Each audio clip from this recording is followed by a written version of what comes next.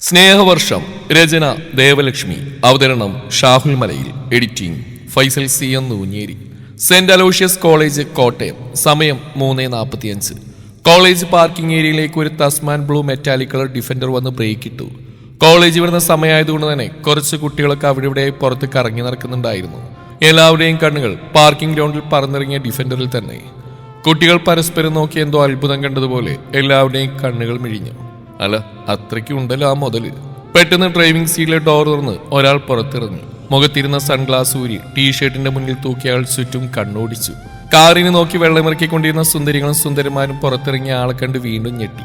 അവിടെ ചുറ്റിക്കറങ്ങി തരുണീമണികൾ വായും പൊളിച്ച് നിന്നു. കാരണം കാറിനേക്കാൾ ഒരു 1.5 മുതലായിരുന്നു പുറത്തേക്ക് ഇറങ്ങിയത്. സാൻഡൽ നിറത്തിലുള്ള ടീഷർട്ടും ബ്ലാക്ക് ജീൻസും ധരിച്ചിരുന്നു. ശരീരം കണ്ടാലേ അറിയാം ജിമ്മിൽ കഷ്ടപ്പെട്ട് പണിയെടുക്കുന്നുണ്ടെന്ന്. കഴുത്തോളം നിറഞ്ഞിടക്കുന്ന ചെമ്പൻ കലർന്ന മുടി, ഷേപ്പ് ചെയ്തു വെച്ചിരിക്കുന്ന കട്ടത്താടി, ആകെ മൊത്തം ഒരു അടാറ് ലുക്ക്. പ്രായം ഒരു 30-35. അത്ര വരില്ല, 30 അതിലുറപ്പിക്കാം. എന്റെ അമ്മേ! പെൺമണിമാരുടെ അന്തരംഗങ്ങളിൽ നിന്ന് കോഴിക്കുഞ്ഞുങ്ങൾ ചിറകടിച്ച് പറന്ന്. എന്റെ ഈശോയെ, ഇതെന്താണ് ഞാൻ ഈ കാണുന്നത്? ലൈബ്രറിയിൽ നിന്ന് ആരുടെയോ ഉറക്കെയുള്ള നിലവിളി കേട്ടപ്പോൾ എല്ലാവരും ചുറ്റും നോക്കി. എന്താണ് ഇത്? എന്താണ് നീ എന്നെ വിളിച്ചു പോകുന്നു? മെല്ലെ വിളിച്ചാ പോരെ, എനിക്ക് ചെവി കേൾക്കാം. അടുത്തിരുന്നവൻ പല്ലടിച്ച് പറഞ്ഞു. Silence please. ലൈബ്രറിയന്റെ ശബ്ദം അവിടെ മുഴങ്ങി. നിങ്ങൾക്ക് ഒച്ച വെക്കണമെങ്കിൽ പുറത്തേക്ക് ഇറങ്ങും. Get out. മറ്റു കുട്ടികൾക്ക് ശല്യം ഉണ്ടാക്കരുത് കേട്ടോ. അവൻ നിലവിളിച്ചതിനെയും വലിച്ച് ദേഷ്യത്തോടെ പുറത്തേക്ക് ഇറങ്ങി. റഫർ ചെയ്യാനെടുത്ത ബുക്കും നോട്ട് അവൻ കൂടെ എടുത്തു. ഇനി ഇവരെ പരിചയപ്പെടാല്ലേ. ഇത് Eesho Ethan Tharakan, Kurishuparambil Ethan Joseph തരകന്റെയും സൗപർണിക ഏതന്റെയും ഒറ്റപുത്രൻ. ഇവിടെ സെന്റ് അലോഷ്യസിൽ MA ഇംഗ്ലീഷ് ലാസ്റ്റ് ഇയർ വിദ്യാർത്ഥി, college cricket team captain, music band guitarist. ഇതിനെല്ലാം പുറമെ ഏതന്റെ ഏറ്റവും വലിയ ലക്ഷ്യമായ സിവിൽ സർവീസും പ്രിപ്പയർ ചെയ്യുന്നുണ്ട്. ഇനി കൂടെ നിലവിളിച്ചുകൊണ്ടിരിക്കുന്ന ഉറ്റ സുഹൃത്തുക്കളിൽ ഒരാൾ കിരൺ മാത്യു. ഇനി 2 പേർ കൂടിയുണ്ട്, ഹെയ്സൽ മേരിയും സന ഫാത്തിമയും. എല്ലാവരും ഇവിടെ കോളേജിൽ നിന്നും കണ്ടുമുട്ടിയവരാണ്. എടാ ഈശോ, നിക്ക്, ഞാനൊന്ന് പറയട്ടെ. കിരൺ ഈശോയുടെ കയ്യിൽ പിടിച്ചു. നീ ഒരു വാഴക്കയും പറയണ്ട. നീ എന്തിനാ എന്റെ പേരും പറഞ്ഞ അലറിയത്? അത് മാത്രം പറഞ്ഞാ മതി. ആര് വിളിച്ചു? ഒന്ന് പോടപ്പാ. ഞാനേ ശരിക്കും കുരിശിൽ മരിച്ച കർത്താവിനെ വിളിച്ചാ. എന്റെ കർത്താവേ! കിരൺ മുകളിലേക്ക് നോക്കി കുരിശ് വരച്ചു. നീ കാര്യം പറയുന്നുണ്ടോ മാത്ത? ഓ, കർത്താവിന്റെ പേരും കാലകേന്റെ സ്വഭാവം ഇവൻ നോക്കി 2 തെറി പറയുന്ന നീ സമ്മതിക്കില്ലല്ലോ കർത്താവേ. ആ മോനെ ഈശോയെ, നീ ഡിഫൻഡർ കണ്ടിട്ടുണ്ടോ? എവിടെ? ഏത് നേരം പുസ്തകത്തിൽ പെറ്റിടക്കുന്ന ഇവരെ എന്ത് ഡിഫൻഡർ? എന്നാലും ഈ മേരിക്കൊച്ചിത് എവിടെ പോയി? അവളായിരുന്നു ഈ വെട്ടിക്കെട്ട് സിറ്റുവേഷൻ ആപ്റ്റ്. കിരൺ ചുറ്റുമൊന്ന് കണ്ണുകൾ ഓടിച്ച് ഹെയ്സൽ മേരിയെ തിരയാൻ തുടങ്ങി. നീ ഇതെന്ത് തേങ്ങേന്റെ മാത്തായി പറയുന്നത്? മനുഷ്യന് വട്ടാകാതെ കാര്യം പറയടാപ്പൂല്ലേ? ഈശോ അന്തിക്രിസ്തുവായി. എന്റെ ഈശോ, ഇതാ നമ്മുടെ കോളേജ് പാർക്കിങ്ങിൽ ഒരു ഡിഫൻഡർ, അതിലൊരു റോൾസ് റോയ്സും.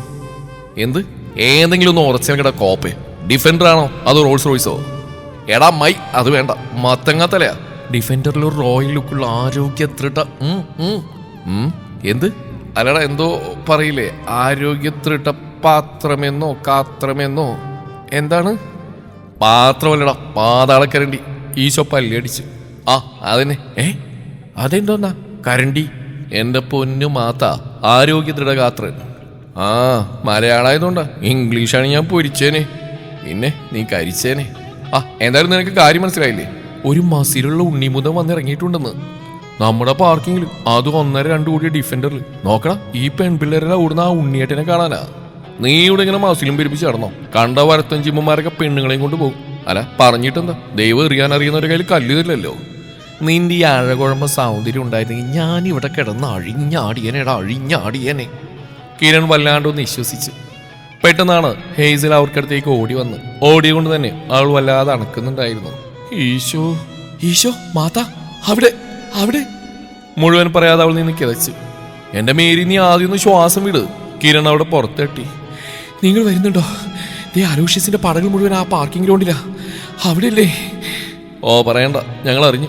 കിരൺ ഉച്ചത്തിൽ ചുണ്ടുകൂട്ടി. എന്റെ മേരി, നിനക്കൊന്നും വേറെ പണിയില്ലേ? അല്ല, പറഞ്ഞിട്ടെന്നാ, നിനക്കൊന്നും ഞങ്ങളെ കണ്ടുപിടിക്കില്ലല്ലോ. നിങ്ങളൊന്നും ഓർത്തോ, ജിമ്മിനൊക്കെ കാര്യം കഴിഞ്ഞപ്പോ പോ. പിന്നെ നിന്റെ ഒക്കെ നയനസുഖത്തിന് ഞങ്ങളൊക്കെ ഇവിടെ കാണും. അല്ലേടാ ഈശോ? ഈശോ അവനെ കൂർപ്പിച്ച് നോക്കി. സോറി മിസ്റ്റർ പെർഫെക്റ്റ്, ഞാൻ താങ്കളെയല്ല ഉദ്ദേശിച്ച്. ദേ മാത്ത, ഞാൻ പോവാ. പറ്റിയ അങ്ങനെയൊന്ന് പരിചയപ്പെടാലോ. എന്തിനൊരു ചാൻസ് വെറുതെ കളയുന്നു?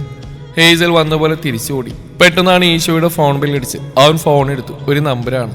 പക്ഷെ ട്രൂ കോളറിൽ ജോസഫ് തരകനെന്ന് കണ്ടതും അവന്റെ കണ്ണുകളൊന്ന് ചുരുങ്ങി. അപ്പച്ചൻ പുതിയ നമ്പർ എടുത്തോ? അവൻ കോൾ അറ്റൻഡ് ചെയ്തു. ഹലോ ഈശോപ്പാ. മറുതലക്കിൽ നിന്നൊരു വിളി വന്നു. ഈശോയുടെ മുഖം വിടുന്നു. അവന്റെ ചുണ്ടുകൾ പുഞ്ചിരിയിൽ വിരിഞ്ഞു. ഇതപ്പോ ഇതേതാ പുതിയ നമ്പര്? അല്ല ഇത് നാട്ടിൽ നമ്പറാണല്ലോ. എന്റെ ഈശോപ്പാ, ഇതൊക്കെ എന്റെ ഒരു നമ്പരല്ലേ. മക്കള് പോയി പുസ്തകവും ചുറ്റുപാത്രം ബാഗൊക്കെ എടുത്ത് പാർക്കിങ്ങിലോട്ട് പോവാ. അപ്പോ ഏതപ്പാ? ഒരപ്പൂല കുഞ്ഞെ, നീ വാട വിട്ടാ. പെട്ടെന്ന് ഫോൺ കട്ടായി. ഫോൺ കട്ടായതും ഈശോ കിരണിനെ നോക്കി. അവൻ പുറത്തേക്ക് പോകുന്ന കുട്ടികളുടെ കണക്കെല്ലാം എടുത്തുകൊണ്ട് എന്തെല്ലാമോ പിറുവിറുക്കുന്നുണ്ട്. ഡാ മാത്ത, എന്താടാ പുല്ലേ? ഈശോ ദേഷ്യത്തിൽ അവരെ ഇരുത്തി നോക്കി. യോ സോറി, ഞാനൊരു ഓളത്തിനങ്ങ്. വാടാ, പോയി ബാഗ് എടുത്തിട്ട് വരാം. ഈശോ മുന്നോട്ട് നടന്നു. എന്റെ മാതാവേ, കാലകേനിപ്പോ കുന്തത്തിൽ പൊക്കിയെടുത്തേനെ. അല്ല ഇവൻ ഇങ്ങോട്ട് ഈ വാണ വിട്ട പോലെ. ഡാ ഈശോ നില്ലടാ, ഞാനും കൂടി. ശേഷം സ്ക്രീനിൽ പാർക്കിങ്ങിലുണ്ട്. കുഞ്ഞാടുകൾ അധികം കുറച്ച് അകലമിട്ട് കാറിലേക്കോ അതിൽ ചാരി നിൽക്കുന്ന കോമാങ്കലിനെയും നോക്കി നിൽക്കുകയാണ്. പെട്ടെന്ന് വിദ്യാർത്ഥികൾക്കിടയിൽ നിന്ന് ഒരുവൻ കാറിനടുത്തേക്ക് വന്നു. സർ. അവന്റെ വിളികേട്ട് അയാൾ മുഖമുയർത്തി. സർ, ആരെ കണ്ട? ഓഫീസിലാണെങ്കിൽ ലെഫ്റ്റ് സൈഡിലാണ്, ഞാൻ കാണിച്ചു തരാം. അയാൾ ഒരു ചെറു ചിരിയോടെ ഫോൺ പോക്കറ്റിലിട്ടു. വേണ്ട ബ്രോ, ഞാൻ കാണാവുന്ന ആളിപ്പോ വരും. അതെയോ, എന്താ സാറിന്റെ പേര്? ഓ സോറി, ആ മേധൻ ജോസഫ് തരകൻ. അയാൾ അവന് നേരെ ഷെയ്ക്കാരന് കൈ നീട്ടി. ഏതോ ഒരു ഇരുമ്പ് മെഷീനിൽ കൈ കയറിയ പോലെയാണ് ആ പയ്യനെ തോന്നിയത്. അവൻ വേഗം കൈവലിച്ചെടുത്തു. Okay sir, thank you. അവരോടുന്ന് രക്ഷപ്പെട്ട് ഓടി. അല്ല യേസു, എന്നാലും ഇതാരായിരിക്കും? കൂടെ നിന്ന് സന ഫാത്തിമ ചോദിച്ചു. ആരായാലും എനിക്കെന്താ, എൻ്റെ കൂട്ടരല്ലല്ലോ.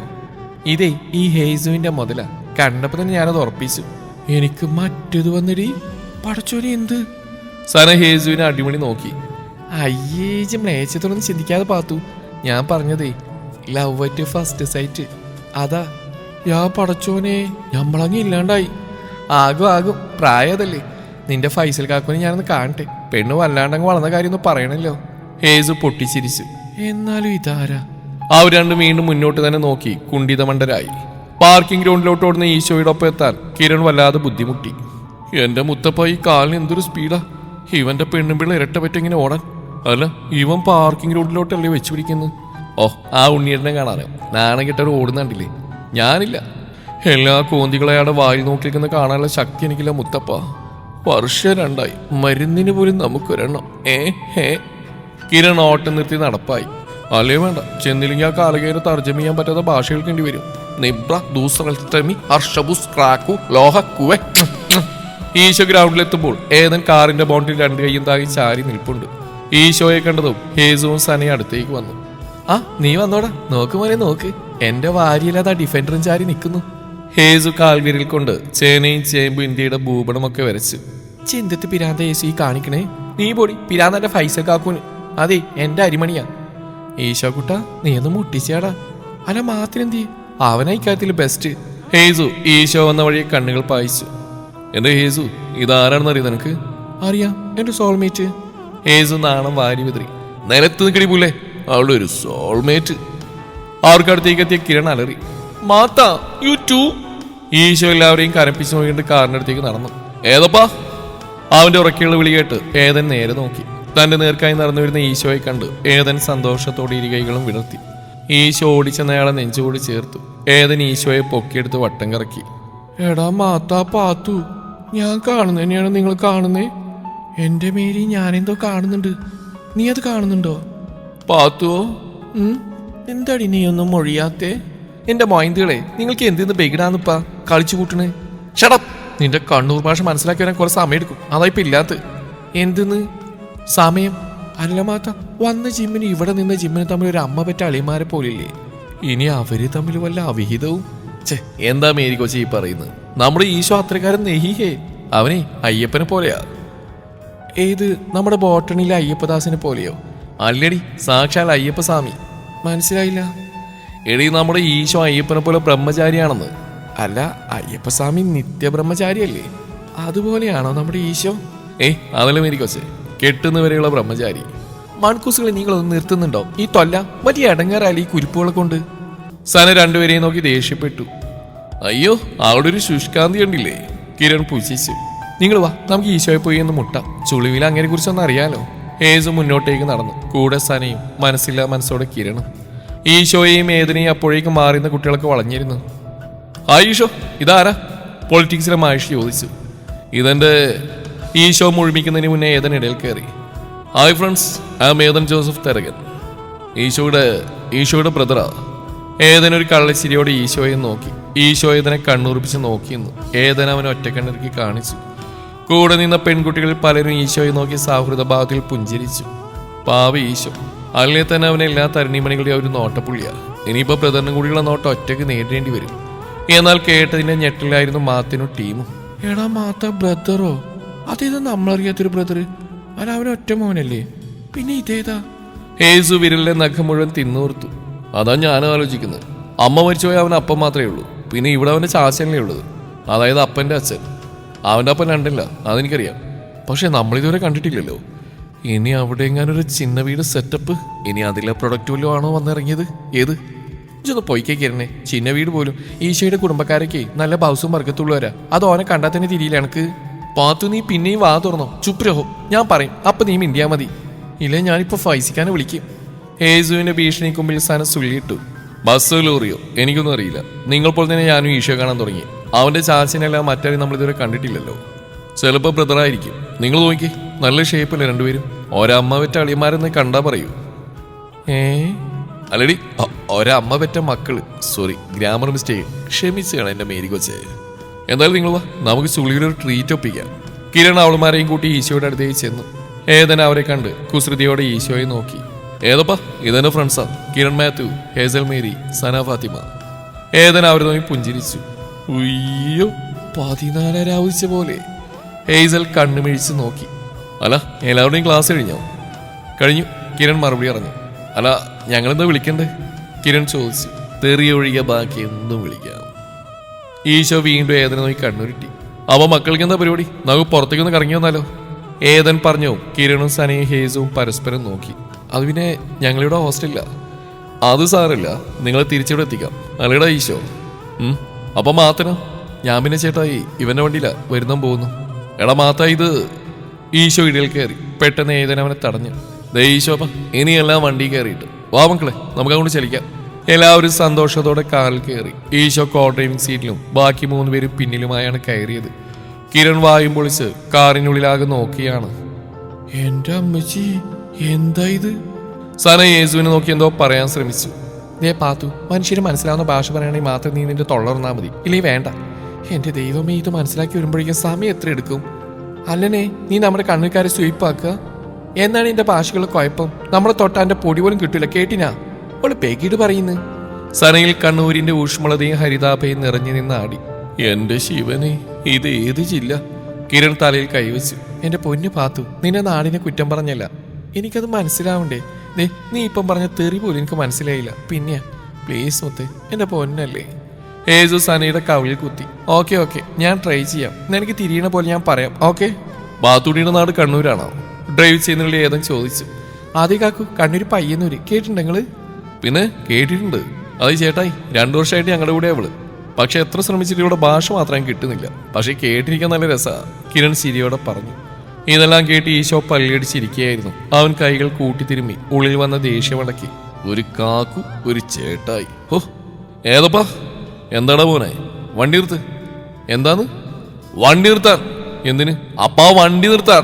അവൻ അലറിയതും ഡിഫൻഡർ ബ്രേക്ക് ഇട്ട് ഒന്നിച്ചായിരുന്നു. എല്ലാവരും ഞെട്ടി ഈശോയെ നോക്കി. പിന്നെ ഏതനെയും.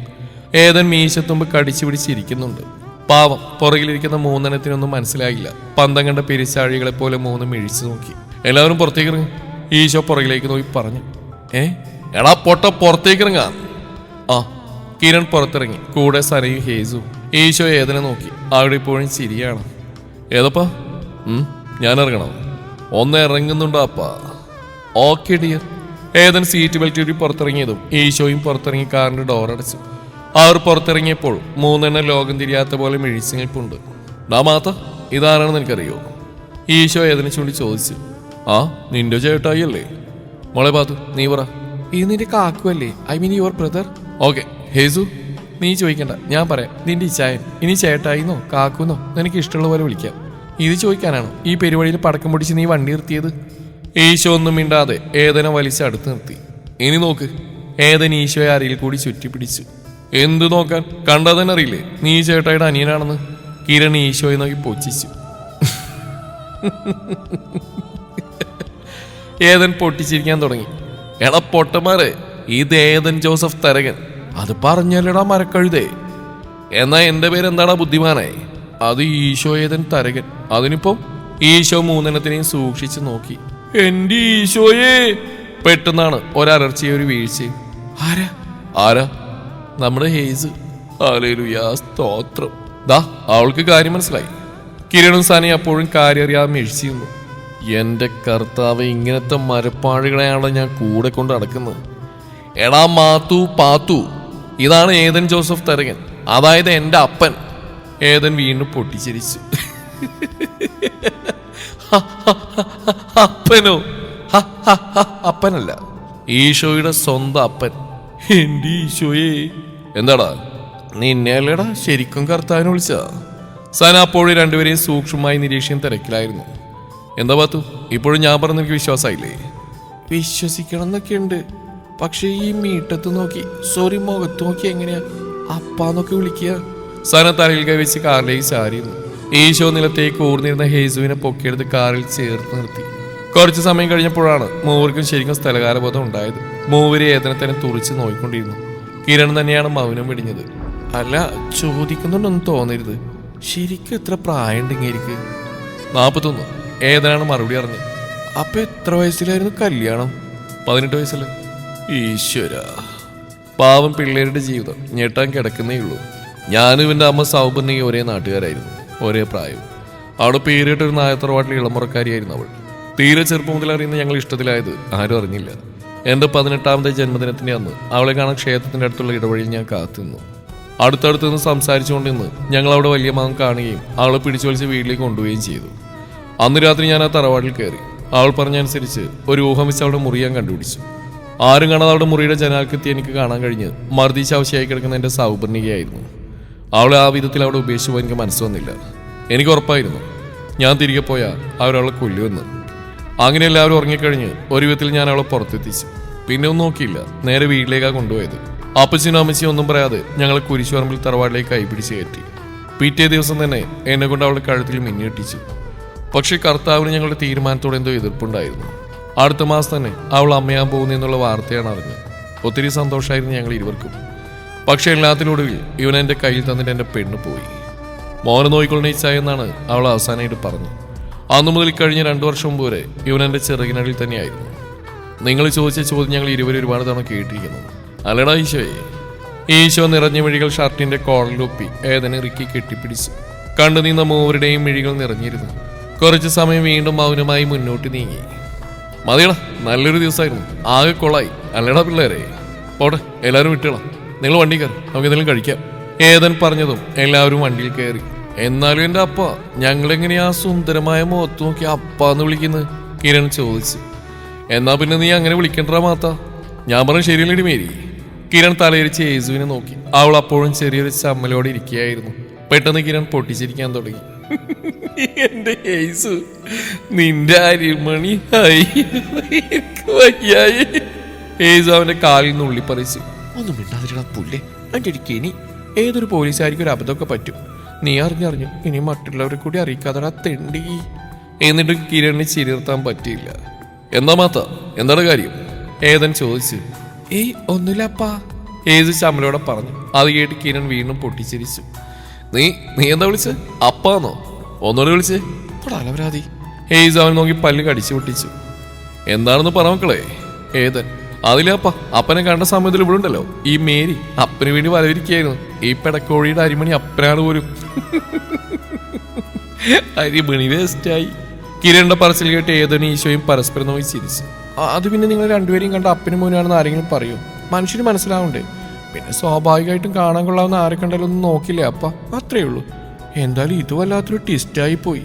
അത് ശരിയാ, 1.5 ടിസ്റ്റ് തന്നെ. പിന്നെ ഈശോയെ, നീ ഒന്ന് സൂക്ഷിക്കുന്നല്ലതാ.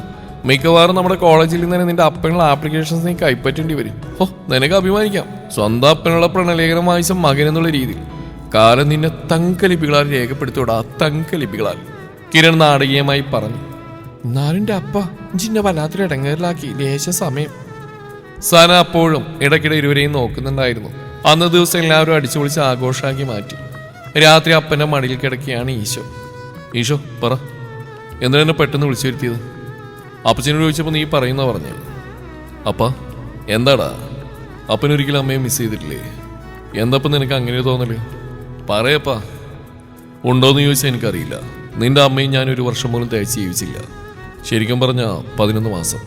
അത്രമേൽ സന്തോഷം നിറഞ്ഞ ദിവസങ്ങൾ വിരളമായിരുന്നു ഞങ്ങൾക്കിടയിൽ. പേടിയായിരുന്നു അവൾക്ക് എനിക്കെന്തെങ്കിലും പറ്റുമോ എന്ന്.